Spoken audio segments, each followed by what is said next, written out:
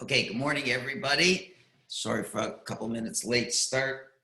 So last thing we talked about, around Chaf Amid Beis, 20b, we're going to start with the words formerly Ravina Larava. That's where we're going to start shortly. I just want one other item that was not directly related to, but it does fit in. So we talked about that women are obliged in Kiddush on Friday night.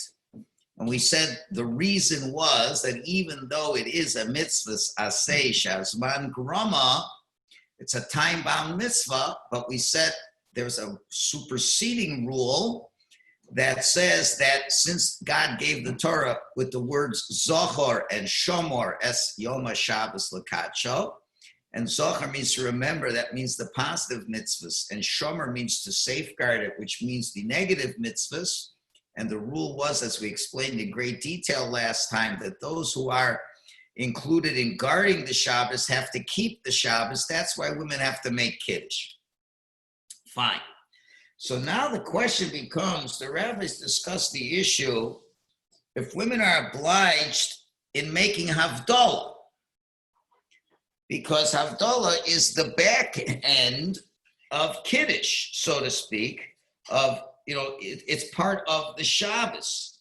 So this is a big argument in the Rishonim if women are obliged in Havdalah. On the one hand, you can say, just like they're obliged in Kiddush, they're obliged in Havdalah as well, or maybe not. Maybe they're exempt from it, just like they're exempt from other time-bound mitzvahs. And let's explain what the ideas are. We'll see the practical halacha l'maisa that comes out of this every Saturday night.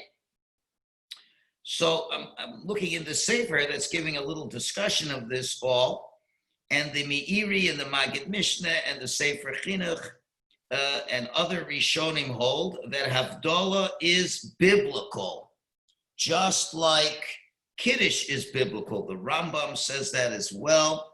And they feel that since it says Zohar is Yom HaShabbos L'Kadsho, you should remember the Sabbath to sanctify it.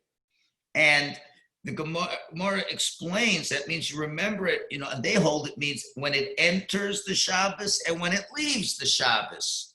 You got to remember it.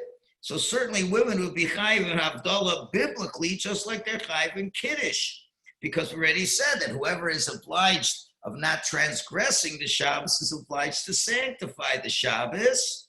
And therefore, according to the Balatanya, the Shulchan Aruch Haravi says even more than that, that women would have to make Havdalah in davening, meaning with Mariv to say Havdalah, and even with a cup of wine, which is the main takana of Kiddush.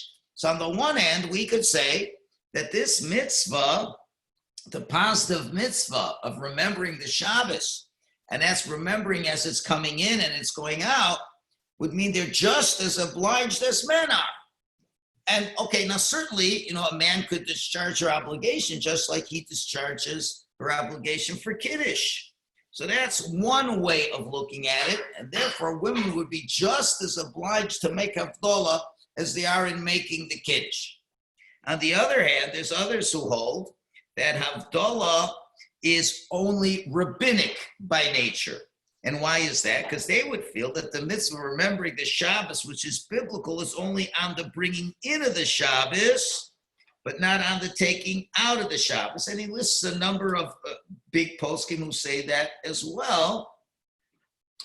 And according to that opinion, since the idea of Havdalah does not have anything to do with the sanctification part of the biblical part of the Shabbos, but it's its own thing that the rabbis designated, so that maybe women would not be as obliged in that and would fall back to being a mitzvah saseh shehazman grama. So therefore, it would come out that when women make Havdalah, it would only be rabbinic in nature, even if they would, etc., etc. And therefore, the Shulchan Aruch brings down two opinions and says at the end of the day, that women are obliged in Havdalah, according to the opinions that say they have to make Kiddush, but then he brings down that there are those who argue on it. So basically, the Shulchan Aruch says there's two opinions if women are obliged in Havdalah, biblically or rabbinically. the Ramah comes down and he writes on the Shulchan Aruch, and therefore, because of the doubt regarding women, they should not make Havdalah by themselves, but rather they should hear Havdalah from men to get them out of the Shaila over here.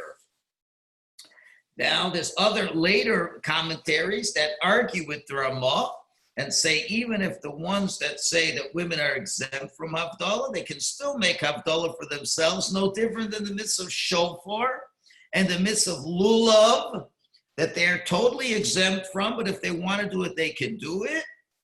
And therefore, the commentators who disagree with the Ramah says the custom is even if there's men who they could hear it from, they could still make their own Havdalah. And other opinions explain the Ramah that still women should not make Havdalah, even though there's others who can, if there are those who can exempt them. And so it's a big discussion over there if this is allowed or not. Now, boiling down to the more contemporary halachas, in the poskim say the main opinion is that we follow is that they are chayiv in Havdalah. But since we should concern ourselves for those that exempt them, so really they should hear it from someone who has not yet fulfilled his obligation in Havdalah, or for someone who's being motzi other people who have not been yotze their obligation because they're making it for other people. And but if there is no one else who could make it for them, then they can certainly make their own Havdalah. The Aruch HaShulchan writes that he says that even though they could make it for themselves, which might be better, but if they can't make it, certainly it's a mitzvah for her husband to make the Havdalah for him, even if he's Yotze.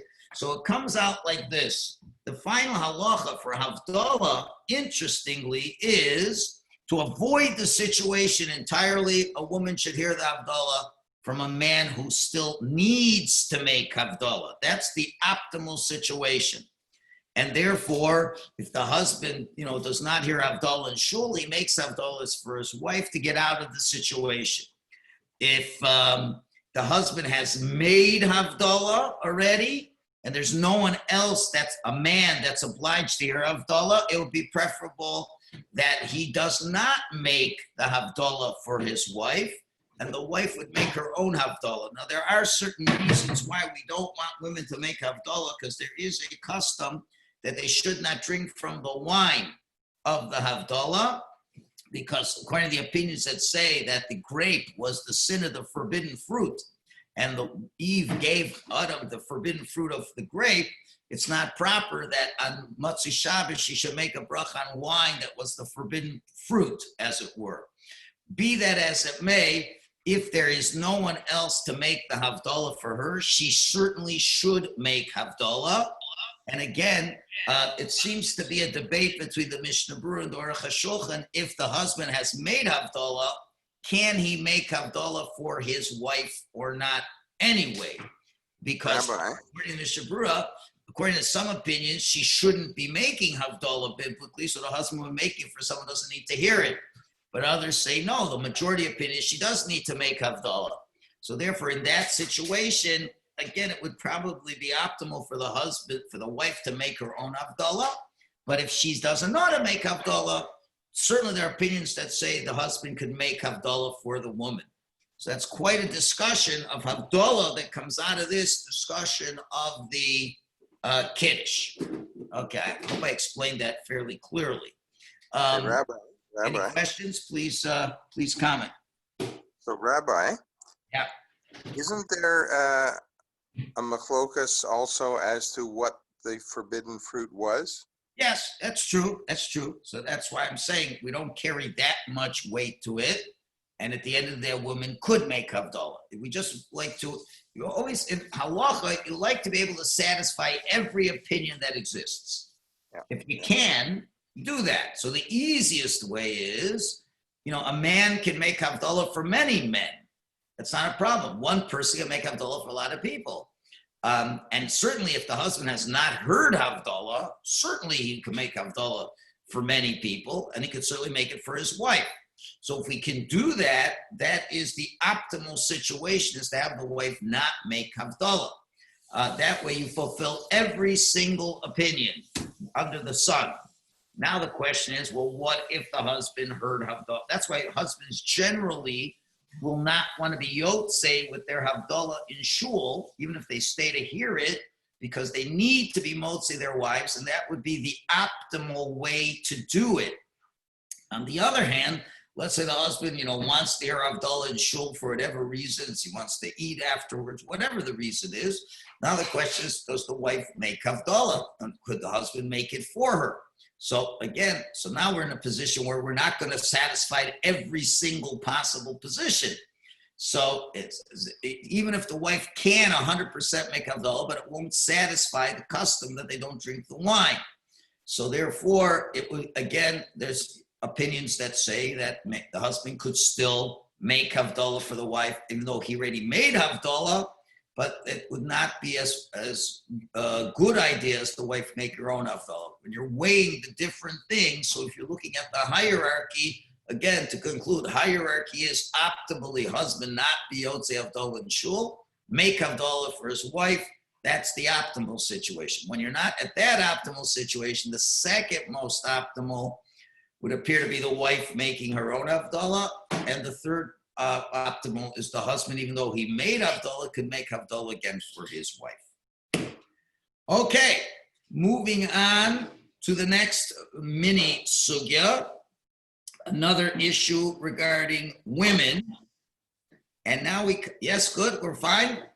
So now we move on. Amar le Ravina l'Rav. Ravina asks to Rav the following shaila, and this will be the question: women's obligation to bench. What level obligation is this for women? And we'll see another practical nafkamina will come out of this. Nashim bebirchas hamazon deiraisa o deraban. Is a woman's obligation in benching, is it a biblical obligation or is it a rabbinic obligation?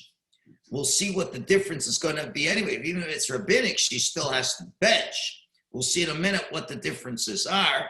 So Rashi explains the two sides of the coin over here, although the Gemara doesn't do it.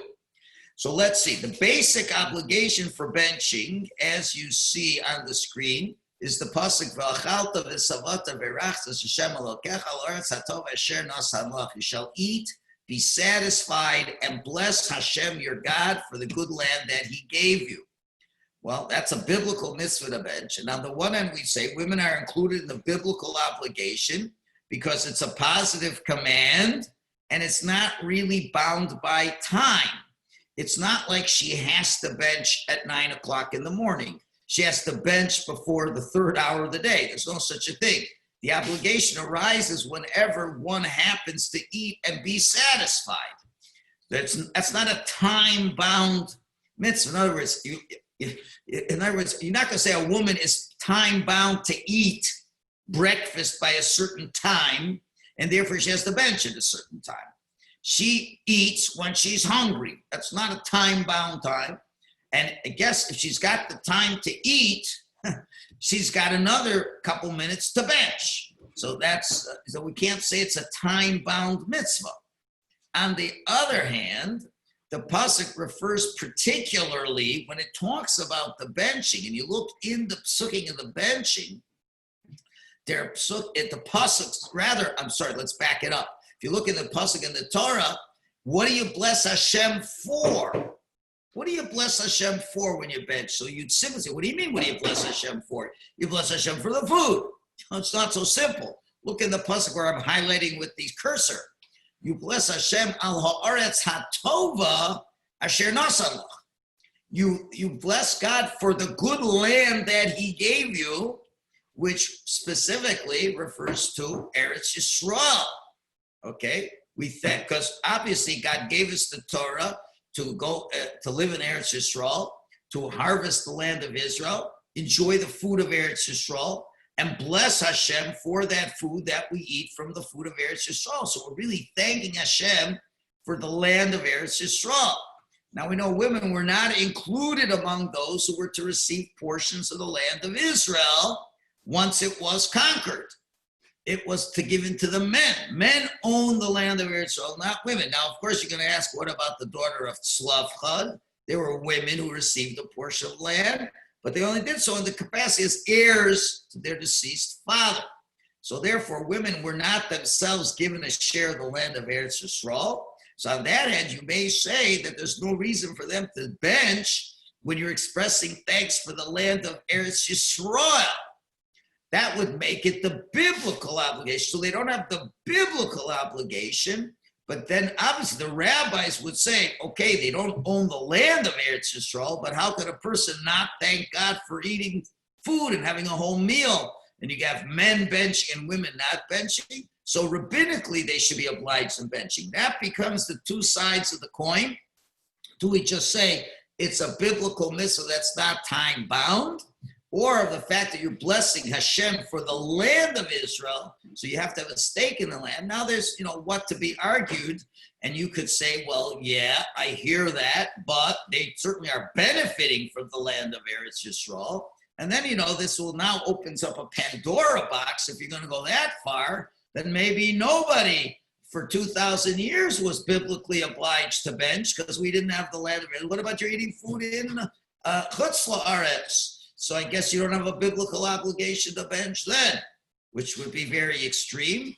On the other hand, there could be a mystical understanding in saying, but all the blessings we have, all the blessings that come into the entire world, Hashem directs the blessing directly to Eretz Yisrael, and it, so to speak, spills over into the rest of the world. So there's a lot of discussion over there. So anyway, so the Gemara is debating, are women, they clearly are obliged. There's no way the Gemara is assuming a woman does not have to bench. And when it's rabbinically, it's just as important as biblically, but there will be some subtle differences between them. So let's see what that is. As the Gemara now asks, L'may nafkamina, what would be the difference if they're biblically or rabbinic? They got to listen to the rabbis anyway, so they got to bench anyway.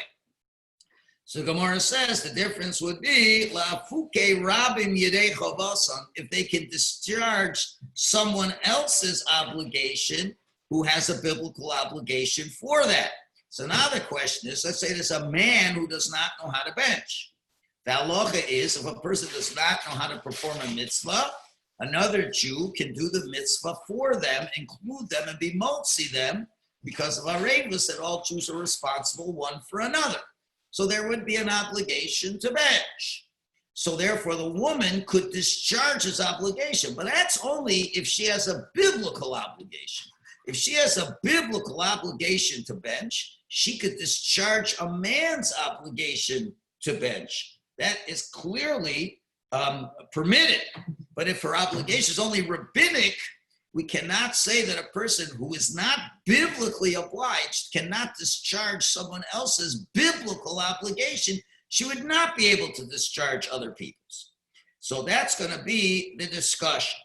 So that, and now I'm just going to, I jumped the gun. The Gemara spells it out as I articulated. So if you say their obligation is biblical, then then a person who's biblically obliged to bench is allowed to come and discharge the obligation of others who are biblically obliged as well, working on the principle of Shomea Ka'ina. One who listens is like one who speaks. So that once somebody makes the bracha, another person who listens to the words can fulfill their obligation. But it only makes sense if the first person is biblically obliged to that. Now it's interesting. Let's take a look at this footnote over here. Very interesting footnote over here. It should be noted that Tosfos later on in the Rush contended a man who has not eaten anything and therefore has no obligation, biblical or rabbinic, to recite Birchas Hamazon, may indeed recite Birchas Hamazon on behalf of someone who has eaten. Fascinating concept. We're going to learn what happens if a person is ignorant and he cannot bench. There's another person who can bench but didn't eat anything. Okay? Can that person bench for the other person who didn't eat, who has no obligation to bench at all? He didn't eat. Can he bench for somebody else? So Tosfos in the Rush later on say that he can. Why is that? It's based on a Gemara in Rosh Hashanah that says a very interesting idea. that one can make a bracha for the other, even if the first person is not personally obligated in that blessing right now. How does that work? It works under the principle of arevus. Kol arevim, kol Yisrael arevim zelazeh. Every Jew is responsible one for another. In other words, which means, let me explain this a little better. I am obliged, me, myself, I am obliged to do all the mitzvahs of the Torah. At Har Sinai, when we said Na'aseh v'nishma, we will do and we will listen, why did they have to say we? They all could have said, I will do, I will listen. You could have had 600,000 men all say, or 2 million people say, I will do, I will listen, because that's what each one is committing to. But no, they all said, we will do and we will listen. What does that mean? It means that I am taking responsibility, and not only for myself, I am taking responsibility for each and every Jew that they have to do this mitzvah as well. Very important concept over here. When Hashem, let me just go into this just for a moment, since it is still after Shavuos, and we should, remember the message of Shavuos going forward. Today, all of you have or will be putting on tefillin today. So the question is, what percentage of the mitzvah of tefillin have you done? You're going to look at me funny. You're going to say, what are you talking about? I put my tefillin, I did the mitzvah 100%. My tefillin were kosher. I said the bracha, I had kavanah, I did the mitzvah. No, that's not what the point is. The point is that when you put on tefillin, you're one out of, I don't know, let's say 4 million Jewish men that are obliged to put tefillin on today. Just take a random number, it could be different. So really, God is not satisfied until all 4 million men put on tefillin. Because that's the mitzvah. Every Jewish man who's over bar mitzvah is obliged to put on tefillin. And the will of God is that every Jew puts on tefillin. So you put on your tefillin, you had the most kosher pair of tefillin, you had the best kavanah in the world, you did an amazing job. But as far as God is concerned, when you do it, all that's happened from your part alone is that the fraction, 1 over the denominator of 4 million, part of the mitzvah was completed. Okay, so you did your part. Yeah, but if you know there's other Jews who didn't do it, you got to make sure that everybody else can do it. So we would hope that every Jew puts on his tefillin, and when all 4 million men put on their tefillin today, then we would say the entire mitzvah has been done. Nasa, we've all done the mitzvah. So now what happens is another Jew who, for whatever reason, didn't put on his tefillin today. You know why he didn't put on his tefillin today? He lost it. Well, now you have an obligation to lend him your tefillin. You got to lend it to him.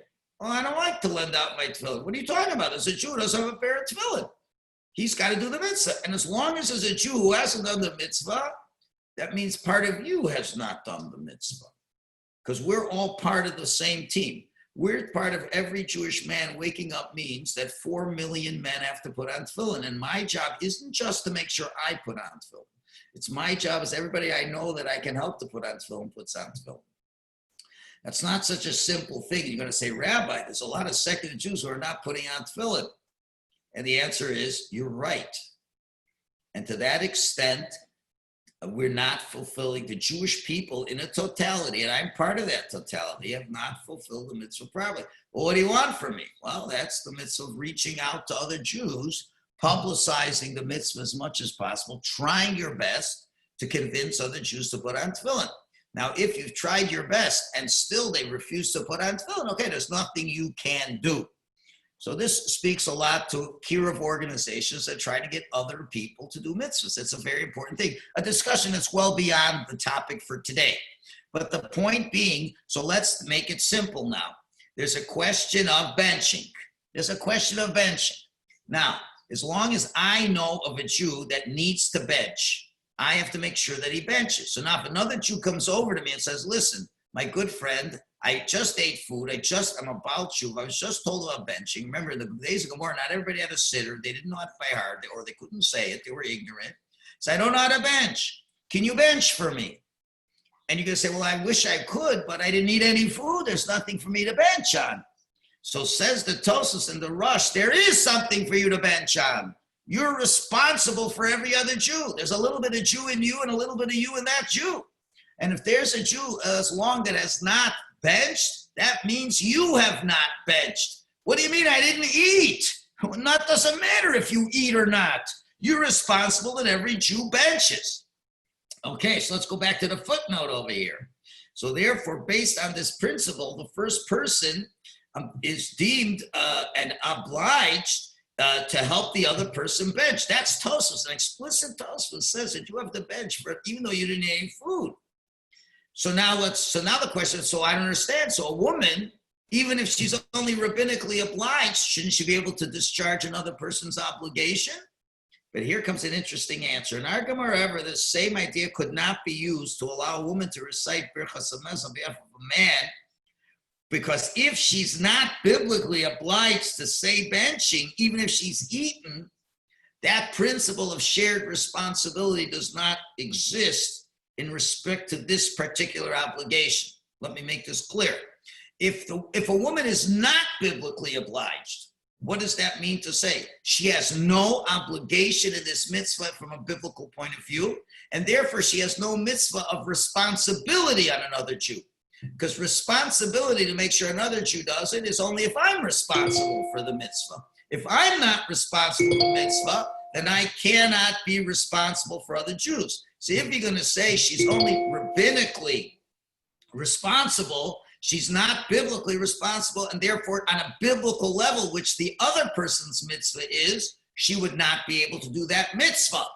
And therefore she's out. And that's why the question is still a question there. Even though a man who doesn't eat food, according to Tosfos, I'm not saying that's the halacha, but according to Tosfos, it's the Russian. Somebody's making a lot of noise. Someone go on mute, please. So therefore, even though, according to Tosfos, a man who's not obliged at all because he hasn't eaten still can bench for somebody because he has the biblical mitzvah to make sure every Jew benches, at least he should. So now the question is, by a woman, if she's only rabbinically obliged, she would not be able to discharge his obligation. We'll see tomorrow. Can you think of another case where it would be a nafka mina if she's biblically or rabbinically obliged? Can you think of one, guys? More is that going to mention? Circumcision? No. I'm talking about benching. Oh. I'm talking about benching. For a woman to be rabbinically obliged, what if she's not sure if she benched? What if she's not sure? She knows she ate, and whatever, did I bench? Did I not? But let me make it simple. Let's say one of you. Let's say you ate a meal, you ate bread, and you don't know, the meal went on and whatever. And took a little nap for a couple of minutes, or one of those long meals. Or let's say you're at a wedding, and then, you go home and say, I don't remember if I benched. What's the halacha? You don't remember. Well, if it's within 72 minutes of finishing the meal, you're obliged to bench. Why? It's a suffix d'oraisa. It's a biblical doubt. And a biblical doubt, you have to be strict and you have to bench. But if she's only rabbinically obliged, then she's not obliged, because rabbinically we say suffix d'rabbanan l'kula. A rabbinic doubt, you go lenient. Okay, then there'll be other discussions we'll see as well. But clearly this is the issue. So again, if you say she's biblically obliged, then she can discharge another man, because then she's in the midst of arevus to make sure that she has the same obligation to make sure another Jew benches. But if you're going to say she only has a rabbinic obligation, she could not discharge someone else's obligation. Why? Because then havi she'ena mechuyev b'davar. Because then she really is not obliged in this matter from a biblical perspective, only rabbinically. And therefore, she couldn't discharge that obligation because her obligation is less than that of a man, and she couldn't discharge it. And that's the rule. Anyone who's not obliged in a particular mitzvah cannot discharge someone else's obligation. So that becomes the issue: is she obliged or not? Okay, so tomorrow we'll bring a Mishnah, or is it a Brisa, that we're going to try. So that is the Shiloh. How do we answer our question? Is she biblical or rabbinic? And with that matter, can she discharge someone else's obligation? Tomorrow, the Gemara is going to bring a brisa to bring a proof, and we will come to closure on this mitzvah, and we'll have a fascinating halachic discussion in terms of, can she discharge a man's obligation? And what if she's not sure if she benched? And let's take it a third step further. What if, let's say, on Yom Tif, she forgot to say Yalav Yavo? Does she have to go back and bench again if she forgot to say Yalav Yavo? So this will all be part of tomorrow's discussion. We've laid the groundwork. Tomorrow we'll continue and finish up on that. I see someone's got their hand up. Can I squeeze, it's Tony, I have to identify my name better on this new version. Can I squeeze in a question here? Sure, quickly. So if I'm in my sukkah and I have a whole crowd of people and one of them is a secular Jew who doesn't know anything about benching, but he'd be very interested, to do it, but he has no clue how to do it. So am I supposed to deliberately bench out loud, word for word, all out loud to cover him, even if he didn't wash? If he would like to hear that, and he's not offended by that, you would discharge his obligation for him, correct? Yeah. Now, there's other ways that he could read it in English. Right. Art Scroll Sitter and do that. But yes, you could theoretically, if they would want you to say, Tony, please, I'd never ever bench and I don't know how to read Hebrew, and it would give me such pleasure if you would read all these words for 5 minutes and you have a mind, you'd be obliged to do that for him. Okay, we'll pick up this discussion tomorrow morning. Sei gesund, everybody. Have a great day. Have a nice walk today. Have a good day, everybody. Hey, Tom, I can't wait to be in your 12-foot sukkah. Yeah. 6 feet distance. Okay, sei gesund.